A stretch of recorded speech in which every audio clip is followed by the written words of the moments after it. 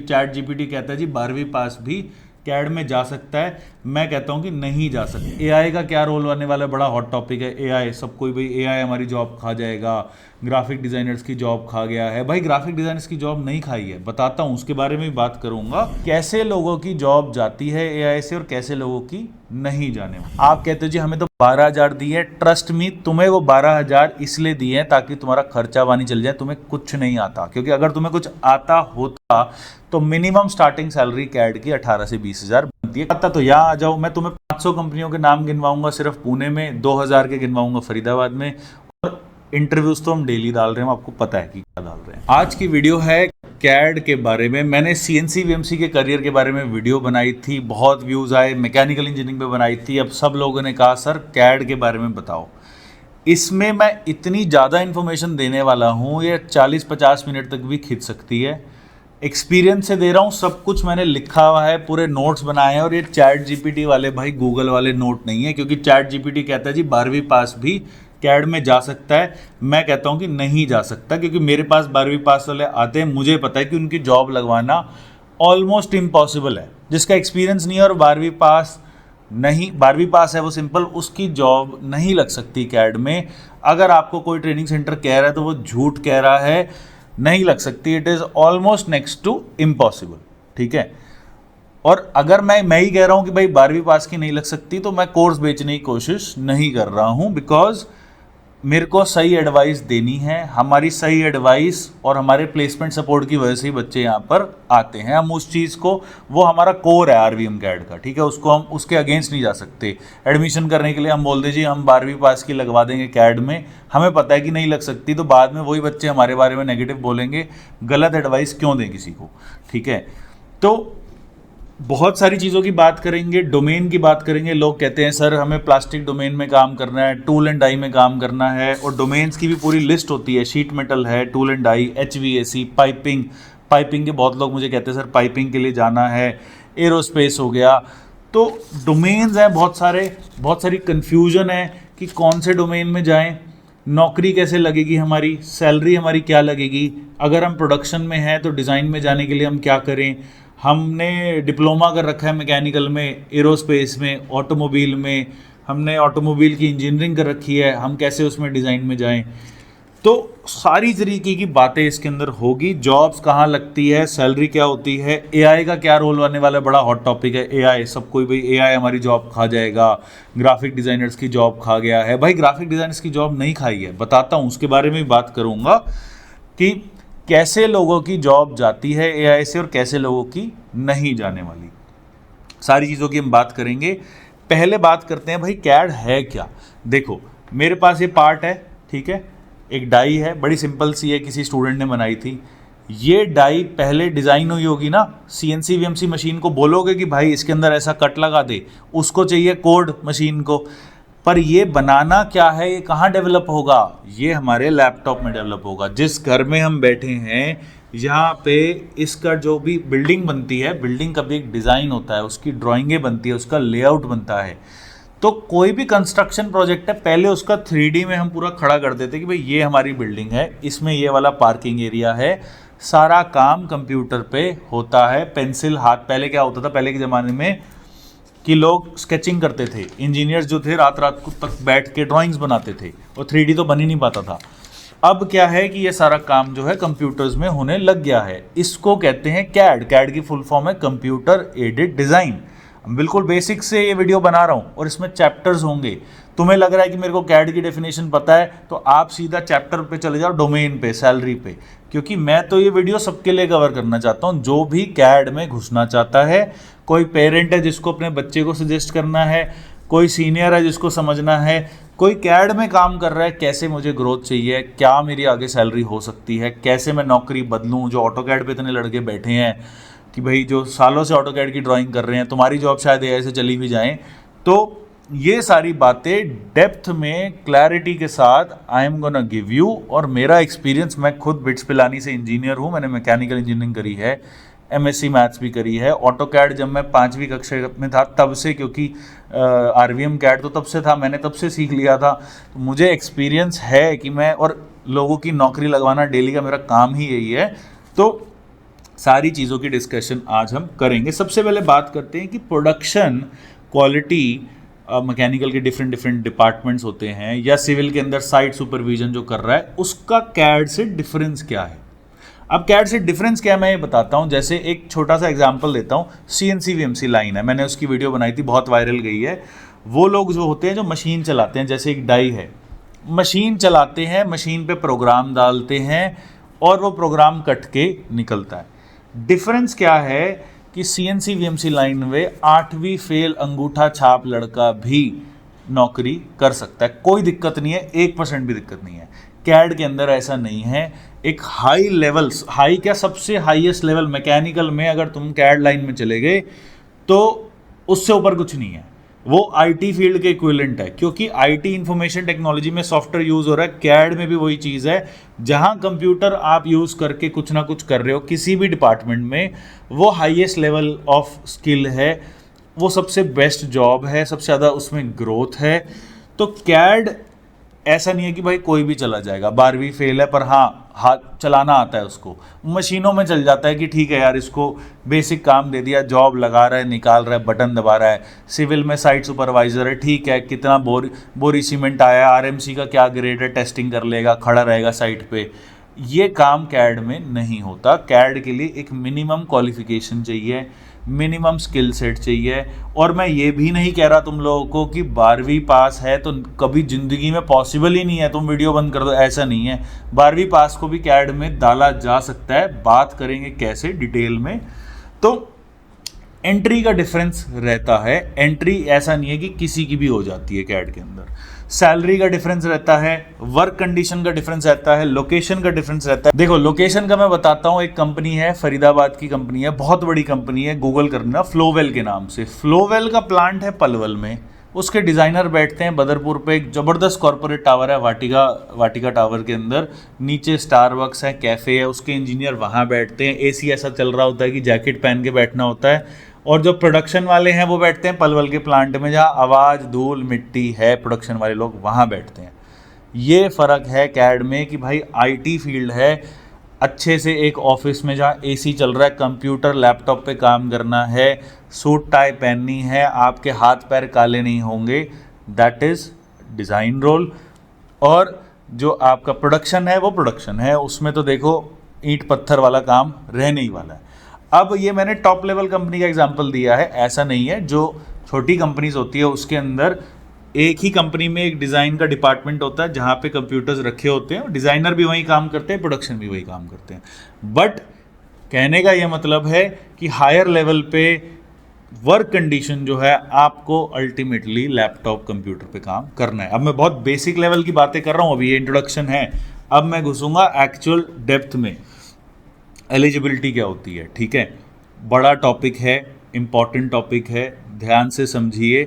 सबसे इम्पॉर्टेंट यही है कि तुम आंख बंद करके घुस जाओ मेरी वीडियो देख के कि भैया हमने डाल दिया, मैंने डिप्लोमा फ्रेशर्स की R&D में नौकरी लगवाई, तुम्हारी नहीं लगेगी अगर तुम डिप्लोमा फ्रेशर हो। उन लड़कों ने जितनी मेहनत करी है, अगर तुम उतनी मेहनत करोगे तभी जॉब लगेगी। हर चीज़ में टर्म्स एंड कंडीशंस होती है, ठीक है। तो डिप्लोमा के अगर आप फ्रेशर हैं तो मैं कहता हूं कि आपका एटलीस्ट 1 या 2 साल का इंडस्ट्री का एक्सपीरियंस होगा, तब आप कैड में जाने के लिए रेडी हैं। बिल्कुल डिप्लोमा फ्रेशर हो तो कंडीशन है कि बहुत ज़्यादा मेहनत करनी पड़ेगी, ठीक है, पहली चीज़ बता दी। बीटेक में फ्रेशर चलेगा, एक्सपीरियंस वाला तो बहुत बढ़िया, बीटेक विद एक्सपीरियंस तो बना ही कैड डिज़ाइन के लिए है। आप अगर बीटेक में क्वालिटी में काम कर रहे हैं, प्रोडक्शन में घिस रहे हैं आप, तो आप छोड़ के कैड में चले जाओ, आप मुझे खुद थैंक यू बोलोगे कि सर हमारी ज़िंदगी संवर गई, ठीक है। बात करते हैं डिप्लोमा से नीचे ITI 12वीं पास। मत जाना, कोई भी तुम्हें कह रहा है नौकरी लगवा रही है, उसको बोल भाई तू एक काम कर, मुझे कंपनी से बात करा दे जो ITI 12वीं पास ले रहा है कैड में, वो वहीं बंद हो जाना है, क्योंकि हम भी नहीं लगवा सकते तो वो कहाँ से लगवा देगा। हम तो पूरे इंडिया की कंपनीज को जानते हैं, सारे छत्तीसगढ़ से एक कंपनी आ रही है यहाँ पे डायरेक्ट हायरिंग के लिए, फ्लाइट लेके आ रही है, पूरा रहना खाना सब कुछ देगी। इतनी बड़ी बड़ी कंपनीज, कतर से एक कंपनी आई थी, हमें पता है कि कहाँ जॉब कैसे लगती है। 12वीं पास ITI की नहीं लगती। बट अगर तुम 12वीं पास हो, तुम्हारा 5 साल का एक्सपीरियंस है प्रोडक्शन में, तो तुम्हारी लग जाएगी। तुम ITI वाले हो, 4 साल VMC कर ली, प्रोग्रामिंग भी कर लेते हो, आप कर सकते हो। 3 से 4 साल मिनिमम बोलूँगा। अगर 12th और ITI हो, 3 से 4 साल अगर एक्सपीरियंस है तो कैड में जा सकते हो। फ्रेशर हो तो नहीं जा सकते, जो मर्जी कर लो। तुम्हारी किसी रिश्तेदार की कंपनी होगी तो मे बी वो तुम्हें रख लें, बट अदरवाइज प्राइवेट वर्ल्ड में जब जाके मार्केट में उतरोगे वहाँ आपका रेज्यूमे देखते ही रिजेक्ट होने वाला है। ठीक है, एलिजिबिलिटी का बता दिया मैंने। अब लोग कहते हैं कि हम तो दूसरी फील्ड में, हमने बीकॉम करी है। मैंने बीकॉम की भी वीडियो डाली है, बीकॉम की भी कैड डिज़ाइन में नौकरी लगवाई है, बट वो मैकेनिकल में नहीं थी, वो इंटीरियर डिज़ाइन में थी। इंटीरियर में लग जाती है, 12वीं पास की भी लग जाती है, क्योंकि इंटीरियर में टेक्निकलिटीज़ कम होती है, उन्हें सिर्फ लेआउट से मतलब है। और वो सीनियर इंटीरियर डिज़ाइनर आपको बोलता है भाई ये तू बना, और वो बनाता है। तो बीकॉम पास, बीए पास वाले जो हैं वो कैड में घुस सकते हैं, पर मैकेनिकल में तो नहीं घुस सकते, नॉट रिकमेंडेड। हाँ, इंटीरियर डिज़ाइन में आप घुस सकते हो, ठीक है, only interior design. Civil design की बात नहीं कर रहा हूँ। सिविल वाला जो बिल्डिंग इंफॉर्मेशन मॉडलिंग होती है उसमें सिर्फ सिविल इंजीनियरिंग वाले घुस सकते हैं, डिप्लोमा वालों को भी नहीं रखेंगे उसमें। भाई अगर एक डिप्लोमा वाले को तुम बोल दो तू फ्लाईओवर में बता कितना सरिया लगेगा, वो बता पाएगा? डिप्लोमा वाला बताएगा एक फ्लाईओवर में कितना मेरा मटेरियल लगेगा, वो फ्लाईओवर गिरा देगा अगले दिन।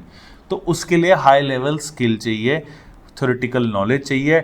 और डिप्लोमा की भी बात करूं, अगर आप डिप्लोमा में एक भी दिन नहीं गए, आपका खरीदा हुआ फर्जी डिप्लोमा है, आपने काम सिर्फ ऑपरेटर का किया 3 साल भी, तो भी तुम डिज़ाइन में इंटरव्यू क्लियर नहीं कर पाओगे। अच्छा लेवल चाहिए आपको नॉलेज का। उस बात से आते हैं हम स्किल्स पे। स्किल्स क्या चाहिए? एलिजिबिलिटी की बात हो गई, सेकंड चैप्टर है स्किल्स।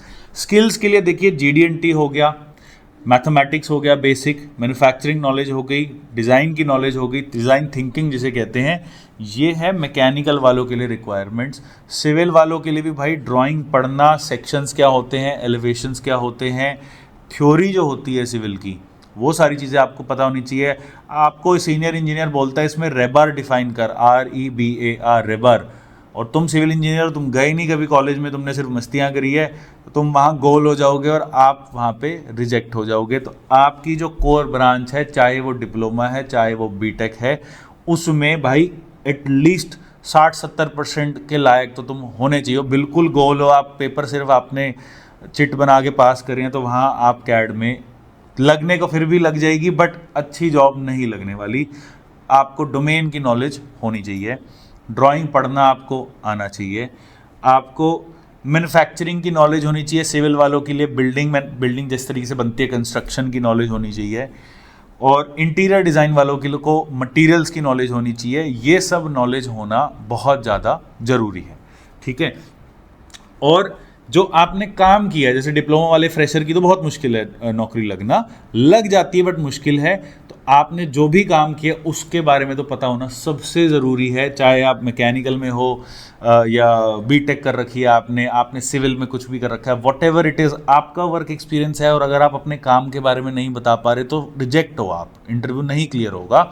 तो आपको अपने जो आपने काम किया है, अब मैकेनिकल वाले हैं, क्वालिटी में 2 साल काम किया, बेसिक डॉक्यूमेंटेशन का नहीं पता, तुम कहाँ से कैड में नौकरी तुम्हारी लग जाएगी। तो जो आपने किया वो तो रट्टा लगा होना चाहिए कि भाई आप सुबह से लेकर शाम तक कंपनी में क्या करते थे, और आपको इंटरव्यू क्लियर करने के लिए उसको बोलना भी आना चाहिए। RVM कैड पे हज़ारों इंटरव्यू होते हैं, कुछ लड़के होते हैं जो 10 कंपनी में क्लियर हो जाते हैं, कुछ होते हैं जो 12 में फेल भी हो जाते हैं, क्योंकि उनको नॉलेज नहीं है। अब उन्होंने करा क्या है उसका कोई सिर पैर ही नहीं है, मतलब वो बस उन्हें लगता है कि हम RVM कैड आए और आते ही हमारी नौकरी लग जाएगी। ऐसा नहीं होता कहीं पे भी, कोई भी 100% जॉब गारंटी इसलिए नहीं दे सकता, ठीक है। सॉफ्टवेयर पे आते हैं। सॉफ्टवेयर इज अ बहुत बड़ा टॉपिक बनता है कि कौन सा सॉफ्टवेयर हम सीखें, ठीक है। हजारों सॉफ्टवेयर हैं मैकेनिकल में, SolidWorks, Fusion 360, NX CAD, Creo, CATIA, Inventor, AutoCAD, ZW CAD, 10 तो मैंने गिनवा दिए तुम्हें, 100 और है मार्केट में। कौन सा सीखें भाई? आपको सबसे पहली बात अपना कोई इंटरेस्ट नहीं जताना कभी भी। मुझे अच्छा लगा था NX CAD, मैं सीख लूँगा, नहीं भाई। NX CAD में सिर्फ एक्सपीरियंस लोगों की नौकरी लगती है, वो भी बीटेक, नहीं लगेगी तुम्हारी नौकरी। कैटिया मुझे अच्छा लगा था, कैटिया में एरोप्लेन बनते हैं, तो तुम थोड़ी बना लोगे एरोप्लेन भाई। कैटिया के लिए 4 साल 5 साल का एक्सपीरियंस चाहिए। आपको दिमाग लगा के सॉफ्टवेयर लेना है। पुणे में ट्रेनिंग सेंटर्स जो हैं 4 सॉफ्टवेयर का पैकेज देते हैं बच्चों को, 80,000 पे लेते हैं। SolidWorks, CATIA, Creo, NX सब सिखा देंगे। उससे क्या हो जाएगा, अगर आप चाइनीज़, जापानीज़, हिंदी, मराठी सीख के चाइना जा रहे हो, वहाँ कौन सी लगने वाली है नौकरी आपकी, कौन सी लैंग्वेज यूज़ होगी, चाइनीज़ ही होगी ना। तो 3 लैंग्वेजेस क्यों सीखी आपने एक्स्ट्रा। सेम चीज़ है कि वो आपको बेच रहे हैं कि भाई ये सीख लो, वो सीख लो, एनएक्स सीख लो। क्यों सीख लें, फ्रेशर की नौकरी नोट्स बना लो, सॉलिड वर्क्स भी लगती है, फ्यूजन 360 पे भी लग जाती है, बट बहुत कम यूज़ होता है। Solid works is the king of fresher jobs. सारी जॉब सॉलिड वर्क्स पे ही आती है। कोई आपको कुछ और बोल रहा है, उसको कान से निकाल दो, जो मैं बोल रहा हूँ उसको सुनो। मेरे को कुछ नहीं मिल रहा भाई, आप कहीं से सीखो, मैं नहीं कह रहा आरबीएम कैट से सीखो, बट सीखना सॉलिड वर्क्स। एक्सपीरियंस्ड हो, आपको 3 साल 4 साल का एक्सपीरियंस है, आप सॉलिड वर्क्स में काम कर रहे हो, पक गए हो काम कर करके, तब सोचो एनएक्स और कैटिया के बारे में। और उसमें भी डोमेन में मत जाना, भी डोमेन पे आऊँगा, डोमेन का भी बहुत चल रहा है। सारे लोग प्लास्टिक डोमेन के कोर्स बेच रहे हैं 50,000 के, फ्रेशर को जिसको प्लास्टिक की स्पेलिंग भी नहीं आती होगी, तो उसकी भी बात करेंगे। Solid works is the best software, सबसे ज़्यादा जॉब्स आती है। और ऑटोकैड तो कंपलसरी है, मतलब ऑटोकैड तो करना ही है। मतलब ऑटोकैड तो इंटीरियर के हो, सिविल के हो, इलेक्ट्रिकल के हो, करना ही करना है। वो तो मतलब करना है, उसकी कोई चॉइस नहीं है आपके पास, वो करना है आपको। 3D की बात कर रहा हूँ कि solid works is one of the best softwares. NX बहुत अच्छा है बट एक्सपीरियंस चाहिए, कैटिया और अच्छा है बट और एक्सपीरियंस चाहिए। तो हम ऐसा सोच सकते हैं कि यार अभी हम सॉलिड वर्क्स कर लेते हैं, 1-1.5 साल काम करने के बाद हम एनएक्स या कैटिया करके अपना करियर को और इम्प्रूव कर सकते हैं। हर चीज़ का टाइम आएगा, सब चीज़ें पहले दिन नहीं सीखनी होती। बात करते हैं इंटीरियर या सिविल की। इंटीरियर डिज़ाइनर्स के लिए पहले था 3ds मैक्स, ज़बरदस्त सॉफ्टवेयर बट टफ है सीखने में। स्केचअप ज़बरदस्त सॉफ्टवेयर है, very very good software. Interior designers बहुत सीख रहे हैं, बहुत नौकरियां हैं, सीख सकते हो। और सिविल के लिए रेविट जो सॉफ्टवेयर है, one of the best softwares. Software बहुत आगे हैं, टेक्ला है, स्टैड प्रो है, एडवांस सॉफ्टवेयर है। मैं फ्रेशर्स के नज़रिए से बना रहा हूँ, एडवांस वाले कुछ भी सीख सकते हैं। मैकेनिकल में आप सीख लो, कैटिया कुछ भी सीखो, कोई दिक्कत नहीं है, आपको अपॉर्चुनिटी मिलेगी उसके अंदर। अब बात करते हैं जॉब कैसे लगेगी। जॉब के लिए देखिए, कैड की जो जॉब्स हैं वो वर्क इंडिया पे नहीं मिलने वाली। वर्क इंडिया जैसे एक प्लेटफॉर्म है, grey collar, blue collar jobs हैं, मिलती है, भर के मिलती है। कैड की इतनी बढ़िया नहीं मिलेगी। मेरे हिसाब से बेस्ट जो तरीका है जॉब लगने का वो है आरवीएम कैड पे आना। हमारा लिंक्डइन पेज फॉलो करो, हज़ारों नौकरियां डालते हैं। और लिंक्डइन ओवरऑल बहुत ज़बरदस्त प्लेटफॉर्म है, बहुत ही अच्छा प्लेटफॉर्म है। अगर आप सीनियर कैड डिज़ाइनर हो तो लिंक्डइन से ऊपर कुछ भी नहीं है। बहुत सारी अपॉर्चुनिटीज़ आपको वहीं पे मिलने वाली है, नौकरी पे भी मिलेगी। नौकरी is also good portal. Fresher हो तो ऐसे ट्रेनिंग सेंटर पे जाइए जहाँ महीने में कम से कम 10 कंपनीज आती है, कैंपस प्लेसमेंट करती है। जहाँ करना है करो, आरवीएम कैड पे मत आओ, मैं कह रहा हूँ यहाँ पे मत आओ। जहाँ जाओगे वहाँ पे पूछो कि मुझे 20 कंपनीज के नाम बता दो जो यहाँ पे आ रखे हैं, आपने बच्चे जहाँ भेजे हैं, और 5-6 मुझे वीडियो दिखा दो आपके बच्चों की जो इंटरव्यू इन कंपनीज पे दे रहे हैं। अगर उसका वो जवाब दे पाता है तो ले लो एडमिशन, नहीं दे पाता तो यहाँ आ जाओ। मैं तुम्हें 500 कंपनियों के नाम गिनवाऊंगा सिर्फ पुणे में, 2000 के गिनवाऊंगा फरीदाबाद में, और इंटरव्यूज़ तो हम डेली डाल रहे हैं, आपको पता है कि क्या डाल रहे हैं। सो जॉब सपोर्ट जो है जहाँ से आप कर रहे हो, अगर वो नहीं दे रहा तो कोर्स करने का कोई फ़ायदा नहीं है, आप यूट्यूब से फ्री में सीख लो। That is my recommendation. और लिंक्डइन बहुत ज़बरदस्त है, नौकरी बहुत ज़बरदस्त है, और सिर्फ ऑटोकैड की जॉब्स वर्क इंडिया पे ठीक ठाक आती है।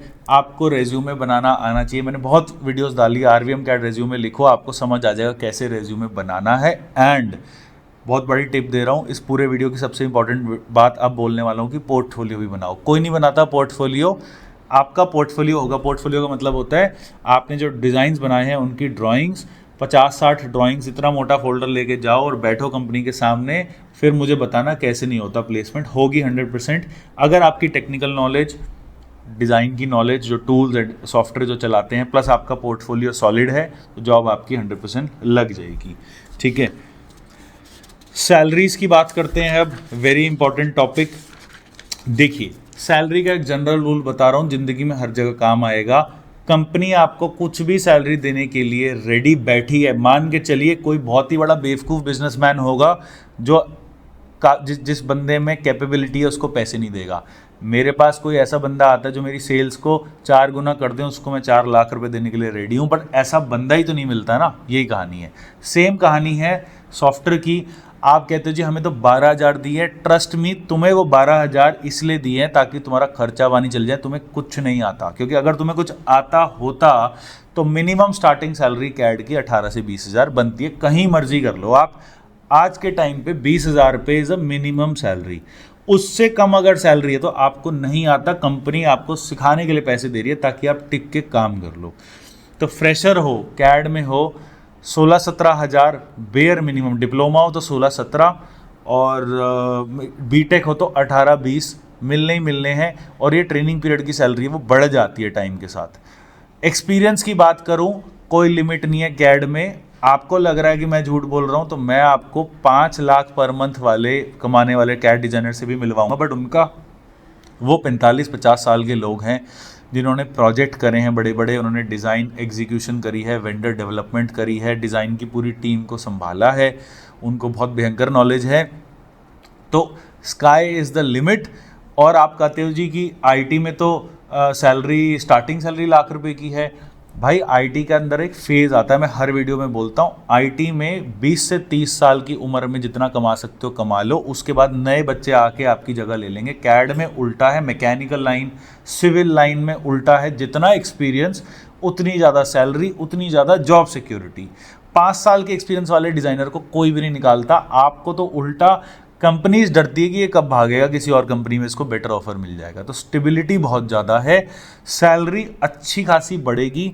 अगर मैं कहूँ कि एक बीटेक लड़का है जिसको 2 साल सॉलिडवर्क्स का एक्सपीरियंस है तो वो 35-40 हज़ार कमा रहा होगा, मे बी 30,000। 4 साल वाला 40,000, 6 साल एक्सपीरियंस वाला 60-70 हज़ार, 10 साल एक्सपीरियंस वाला 1 लाख तक कमाना चाहिए। अगर वो ढंग से कंपनी चेंज कर रहा है, हर 3 साल 4 साल में अपने आप को अपग्रेड कर रहा है, तो आई थिंक उसकी अच्छी सैलरी 12 लाख के पैकेज होना चाहिए एक कैड डिज़ाइनर का, जिसको 7-8 साल 10 साल का एक्सपीरियंस है, आराम से लग जाएगी, कोई बड़ी बात उसके अंदर नहीं है। ओके, अब बात करते हैं डोमेन की। डोमेन का बहुत ज़्यादा हुआ है, इंस्टीट्यूट्स ने बनाया है, BIW का कोर्स कराते हैं जिसको कहते हैं बॉडी इन वाइट, और BIW में 50,000 का कोर्स करा के आपको वही सॉफ्टवेयर कराएंगे। वो कैटिया के अंदर 3-4 BIW के प्रोजेक्ट करा देंगे, थ्योरी करा देंगे, और फिर आपको छोड़ देंगे कि जाओ अब नौकरी लगा के देखो कैसे। फिर उनको समझ आता है कि यार नौकरी तो हमारी लगी नहीं। प्लास्टिक डोमेन है, शीट मेटल डोमेन है। डोमेन क्या होता है? बेसिकली मैकेनिकल में होता है, सिविल में भी डोमेन होते हैं। डोमेन का मतलब होता है कि स्पेसिफिकली डिज़ाइन सॉफ्टवेयर किस चीज़ को बना रहा है। प्लास्टिक डोमेन का मतलब है इंजेक्शन मोल्डिंग जो बन रही है, प्लास्टिक को बनाने के लिए मोल्ड बनते हैं स्पेशल। अगर आप उस मोल्ड में काम कर रहे हो तो प्लास्टिक डोमेन में आप आ गए। अगर आप सिर्फ शीट मेटल पे काम कर रहे हो तो शीट मेटल डोमेन पे आ गए। आप टूल एंड डाई में, जिसमें टूल एंड डाई डोमेन होता है, जिसमें जिग्स एंड फिक्सर्स आ जाते हैं। HVAC के अंदर हीटिंग वेंटिलेशन आ जाती है, पाइपिंग के अंदर सिर्फ पाइप आ जाते हैं। डोमेन भाई, डोमेन की ट्रेनिंग नहीं होती, डोमेन एक्सपीरियंस से बनता है। ये चीज़ लाइन याद रख लो कि अगर मेरे पास कोई बीटेक फ्रेशर आया, उसने कहा सर मुझे पाइपिंग में जाना है, मैं उसको मना करूँगा। मैं कहूँगा भाई सॉफ्टवेयर सीख ले और देख कहाँ नौकरी लगती है, और नौकरी करते करते तेरा 3-4 साल में डोमेन बन जाएगा। पर वो कहेगा नहीं सर मुझे पाइपिंग में ही जाना है। मैं कहूँगा ठीक है SP3D सीख लो, SP3D is one of the best piping software. SolidWorks में भी पाइपिंग का डोमेन होता है। मैं कहता हूँ चल सॉलिडवर्क्स सीख ले तू। मैंने उसको पाइपिंग का पढ़ा दिया, मैंने उसको पाइपिंग का सॉफ्टवेयर दे दिया। अब जब मैं उसको पाइपिंग की जॉब्स के लिए भेजूंगा, वहाँ पे एक चीज़ लिखी होती है मिनिमम 3 years एक्सपीरियंस। फिर क्या करोगे? अब आपको सॉफ्टवेयर आता है, बट अगर पाइपिंग, पता है क्या काम होता है पाइपिंग इंजीनियरिंग करते हैं? वो जो समुद्र के अंदर जो वो तेल निकलता है उसका पाइप ट्रांसपोर्ट करते हैं ज़मीन तक, वो वाली पाइपिंग होती है। उसमें कितना प्रेशर वो पाइप झेल सकता है वो हम बताएंगे, वो छोटे छोटे इंस्टीट्यूट बताएंगे, जिसने समुद्र में काम किया वहाँ के इंजीनियर बताएंगे ना। तो डोमेन एक्सपीरियंस के साथ बनता है, डोमेन सिखाया नहीं जाता, डोमेन बनाया जाता है। तो अगर आप कोर्स करना चाह रहे हैं, ईवी का कोर्स लोग बेच रहे हैं, ईवी कर लो। क्या कर लोगे? ईवी का कोर्स करके इलेक्ट्रिक कार बना लोगे? मुझे समझ नहीं आता लॉजिक क्या है ऐसी चीज़ का। भाई ईवी भी तो वही कैड सॉफ्टवेयर से डिज़ाइन हो रही है, वही मैन्युफैक्चरिंग प्रोसेस से बन रही है, उसमें एक चेंज क्या हुआ, उसमें बैटरी आ गई, बैटरी वाला तो इलेक्ट्रिकल इंजीनियर करेगा, जिसने बैटरी और केमिकल वाले काम करेंगे जो बैटरी केमिस्ट्री पे काम कर रहे हैं। तुम कहाँ से आ गए ईवी का कोर्स करने के लिए? तो डोमेन में ना घुसिए, ये सिर्फ बेचने के तरीके हैं। 15,000 का सॉफ्टवेयर को 50,000 बनाने के लिए इंस्टीट्यूट्स उस पर डोमेन का ठप्पा लगा देते हैं, और उससे कुछ नहीं होने वाला, बिकॉज आप फ्रेशर हो। ओके, डोमेन की ट्रेनिंग इंडस्ट्री देती है, इंस्टीट्यूट्स नहीं देते। और मेरे पास है प्लास्टिक डोमेन वाले लोग जिनको 10 साल का एक्सपीरियंस है, बट मैं, अगर कंपनी ने आपको भेजा है, कॉर्पोरेट ट्रेनिंग्स हम लेते हैं, उनको करा देंगे प्लास्टिक डोमेन। बट भाई तुम नए लड़के हो, तुमने कैड अगर 3 साल सॉलिडवर्क्स में काम किया, तुम कह रहे हो जी मुझे प्लास्टिक का सिखा दो, तुम्हारी नहीं लगेगी नौकरी, क्योंकि तुम्हारा प्लास्टिक में एक्सपीरियंस नहीं है। कराने को मैं करा दूंगा ट्रेनिंग, मैं साइन करा लूंगा, पर तुमसे कि नौकरी की मेरी गारंटी नहीं है, क्योंकि नौकरी डोमेन्स में नहीं लगती। डोमेन्स तो नौकरी करते करते बनते हैं, उल्टा होता है। ठीक है, so that is the talk about domains. और बात करते हैं अब एआई की, और एआई के बाद मैं आपको एक कंक्लूजन दूंगा, वो भी बहुत ज़रूरी है। एआई, लोग कह रहे हैं कि भैया एआई से जॉब एआई रिप्लेस कर देगा। भाई पहली बात, एआई रातों रात, ऐसा नहीं है कि परसों एकदम एआई ने दरवाज़ा खटखटाया, बोला जी मैं आ गया तू निकल यहाँ से, ऐसा नहीं होता, ग्रेजुअली होता है। फिलहाल कैड के मामले में AI is at a zero level, zero. मैंने एक वीडियो भी बनाई थी, एक एआई का टूल आया था, मैंने उसको बोला था एल ब्रैकेट बना दे, वो भी नहीं बना था उससे। ये औकात है अभी एआई की कैड में कि एक बॉक्स ही बना पाएगा, उसको बोलेगा 500 mm का एक बॉक्स बना दे, हाँ वो बना देगा, दैट्स इट। उससे ज़्यादा अभी के लिए कुछ नहीं है। 5 साल बाद क्या होगा मेरे हिसाब से, कि वॉइस टू कैड आ जाएगा। आप उसको बोलोगे कि भाई ये बना दे, तो वो बना देगा, ठीक ठाक बना देगा, फिर भी आपको ठीक करना पड़ेगा। 10 साल बाद क्या होगा कि वो ठीक भी बना देगा, पर चेक तो आप ही करोगे ना।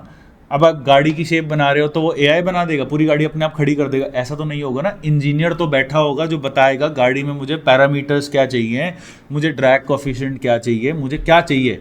वो तो इनपुट्स तो एक ऑब्वियसली क्या इंजीनियर ही देगा ना। पर हाँ, 5 साल के बाद या 10 साल के बाद जो बेसिक ड्राइंग बना रहे थे बैठ के कंपनीज में, उनकी नौकरी जाएगी। तो जितना बेसिक आपका काम है, अब जो बेसिक दिवाली का पोस्टर बना रहा है ग्राफिक डिज़ाइनर, उसकी नौकरी गई, क्योंकि वो ऑटोमेटिकली बन रहा है आजकल कैनवा में। बट अगर तुम दिवाली के पोस्टर के साथ एआई यूज़ करके कुछ बड़ा ही ज़बरदस्त बना रहे हो, बहुत ही हाई लेवल बना रहे हो, तो तुम्हारी नौकरी नहीं जा सकती। तो आपको उल्टा एआई यूज़ करना है, आपको एक ऐसा इंजीनियर बनना है जो एआई टूल्स को यूज़ करता है। ये एक जितना हाई लेवल आप अपने आप को किसी भी फील्ड में अपग्रेड करेंगे, उतना ज़्यादा आपको। अब जैसे डॉक्टर हैं, एआई क्या है, लोग कह रहे हैं डॉक्टर्स को रिप्लेस कर देगा, खांसी जुकाम है एआई बता देगा कौन सी दवाई देनी है, पर भाई एआई सर्जरी तो नहीं कर पाएगा ना। तो जितना हाई लेवल आप काम अपने आप को अपग्रेड करोगे, उतना ज़्यादा आपकी जॉब सिक्योर है। और ये रूल अप्लाई होता है हर नौकरी के लिए। अगर एआई का चर्चा आता है तो देखिए कि आप जो काम कर रहे हैं क्या उसका कुछ लेवल है। उसका अगर कोई लेवल नहीं है, आप सीएनसी में मशीन में दरवाज़ा खोल रहे हैं, जॉब लगा रहे हैं, तो फिर वो नौकरी गई, उसमें तो अभी से ही रोबोट आ गए हैं। तो आपको क्या करना है, या तो आप कैम प्रोग्रामर बन जाओ या रोबोट प्रोग्रामर बन जाओ जो उस रोबोट को चला दें। आप उधर से निकलिए, जो चीज़ रिप्लेस होने वाली है वहाँ से निकल के आप रिप्लेस करने वाले बन जाओ। वही तरीका है, और कोई तरीका है ही नहीं इसका। ठीक है, तो अब कंक्लूजन देते हैं। देखिए, कैड सॉफ्टवेयर सीखने में टाइम जो है वो 2 से 3 महीने 4 महीने में कोई कैड सॉफ्टवेयर आराम से सीख सकता है। अगर आपकी एलिजिबिलिटी है, आप डिप्लोमा होल्डर हैं, आप बीटेक है, आपने ऑटोकैड सॉलिडवर्क्स कर लिया, आपकी कहीं ना कहीं नौकरी लग गई, 2-3-4 महीने में सीख के इंटरव्यूज़ दे के 3-4 इंटरव्यूज़ 5 इंटरव्यूज़ दोगे, कहीं ना कहीं आपकी नौकरी लग जाएगी। बट ये सिर्फ एक एंट्री पॉइंट है। हम बच्चों को एंट्री पॉइंट भी देते हैं और जिनको अपग्रेड करना है उनके लिए भी हेल्प करते हैं। तो आपको एंट्री के बाद ये नहीं कि अब मैं कैड में घुस गया तो मेरी जॉब सिक्योर है। आपको अपने आप को कंटिन्यूसली अपग्रेड करना है, कंटिन्यूसली आपकी स्किल्स एकदम परफेक्ट लेवल की होनी चाहिए। और डोमेन में घुसना ज़रूर है, बट एक्सपीरियंस के साथ घुसना है, कोर्स करके नहीं घुसना। हाँ, कंक्लूजन में एक और चीज़ बतानी थी। जैसे मेरा एक प्रीवियस फैकल्टी है जो आरवीएम कैड पे पढ़ाता था, उसके बाद मैंने ही उसकी जॉब लगवाई। वो बस बनाता है, बस मैन्युफैक्चरर है, वो बस का फ्रेम बनाता है। उसने 3 कंपनी चेंज कर लिया, वो सारी उसी कंपनी में जा रहा है। अब जेबीएम ऑटो में काम कर रहा है, जो जेबीएम ऑटो भी बस बनाती है। तो उसका डोमेन बन चुका है कि वो बस की डिज़ाइनिंग में ये लड़का एक्सपर्ट है। और उसकी सैलरी बहुत ज़बरदस्त है, तो उसका डोमेन वो बन गया है और अपने डोमेन में ही वो आगे बढ़ता जा रहा है। तो आपका ये एम होना चाहिए, अगर आपको बहुत अच्छी जॉब चाहिए, बहुत अच्छा करियर चाहिए, कि पहले तो एलिजिबिलिटी के हिसाब से सही सॉफ्टवेयर सीखे। 12वीं पास फ्रेशर हैं तो मत जाइए कैड में, सीएनसी वीएमसी में जाओ, 3 साल काम करके फिर कैड में जाओ। एलिजिबिलिटी के हिसाब से सॉफ्टवेयर ठीक सीखो, ठीक सॉफ्टवेयर के हिसाब से ठीक जगह इंटरव्यू दो, इंटरव्यू के बाद काम करते करते अपने आप को अपग्रेड करो, अपग्रेड करते करते अपना डोमेन बनाओ। 5 स्टेप दे दिए, ये फॉलो करोगे तो 2-3 साल 5 साल के एक्सपीरियंस वाले लड़के भी हमें 1 लाख के लेवल, 1 लाख पर मंथ वाले कमाने वाले आराम से मिल जाएंगे। बाकी आपको कोई भी डाउट हो, कुछ भी पूछना हो, मोर देन वेलकम, हर कमेंट का रिप्लाई किया जाएगा और अच्छी लगी तो शेयर भी करना। Thank you so much.